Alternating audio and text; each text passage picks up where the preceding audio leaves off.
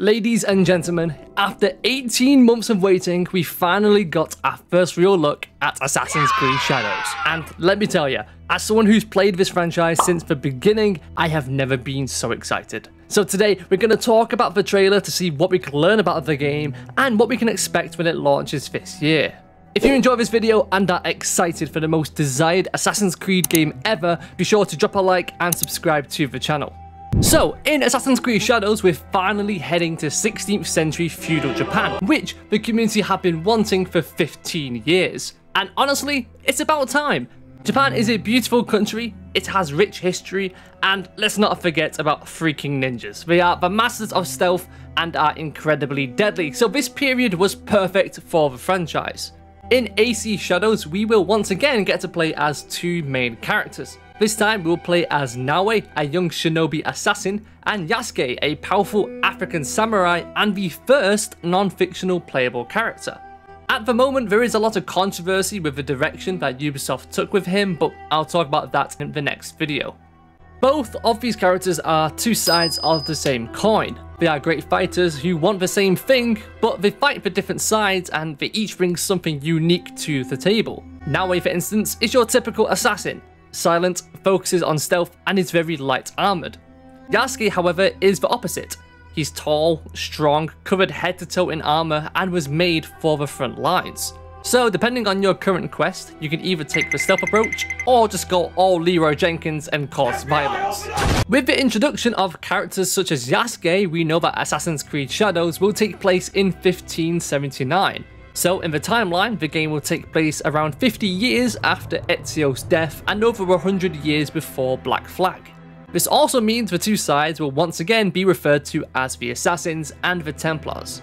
In terms of the story, my guess is that it would start a bit like how the trailer shows. According to documented history, we know that Yasuke will arrive on a ship with an Italian Jesuit named Alessandro Valiano, who in the Assassin's Creed universe was in fact a Templar.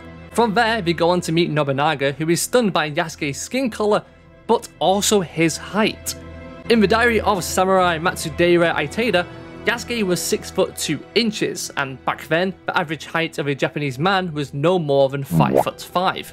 It was traits like this that intrigued Nobunaga, which gained Yasuke access to his inner circle, and eventually the title of Samurai. After that, the game will probably jump a couple of years before we're introduced to Naoe and her life in the peaceful Iga province. It will probably consist of a sequence where we get a tour of Iga and do some assassin training before the village is attacked in 1581.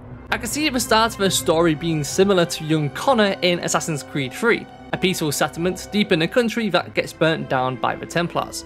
From there, Naoe is on a mission for vengeance and Yasuke wants redemption. Two former enemies coming together to bring peace to Japan. Now let's talk about weapons, and I think this is where Assassin's Creed Shadows will shine, as Japan has some of the most unique weapons throughout history. Starting in order of appearance, we have the katana, the yari, and the tangashima. There is also the grappling hook, shurikens, the kanabo, and of course the iconic hidden blade.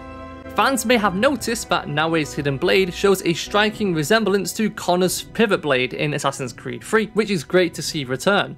Other articles and media for the game have confirmed more weapons that are to be introduced. For instance, we will have the kunais, smoke bombs, and bows and arrows, as well as the naginata, the kusarigama, and the tanto.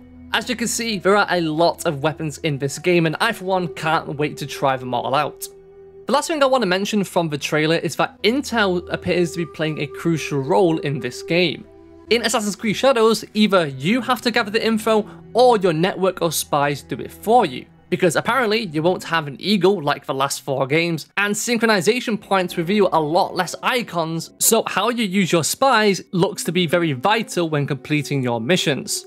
If I had to guess how the spy network works, maybe it's something like assassin contract missions from Assassin's Creed Brotherhood, but instead you send your recruits to certain parts of the map and wait a certain amount of time to receive info on new targets, locations, and loot. But we will have to wait and see.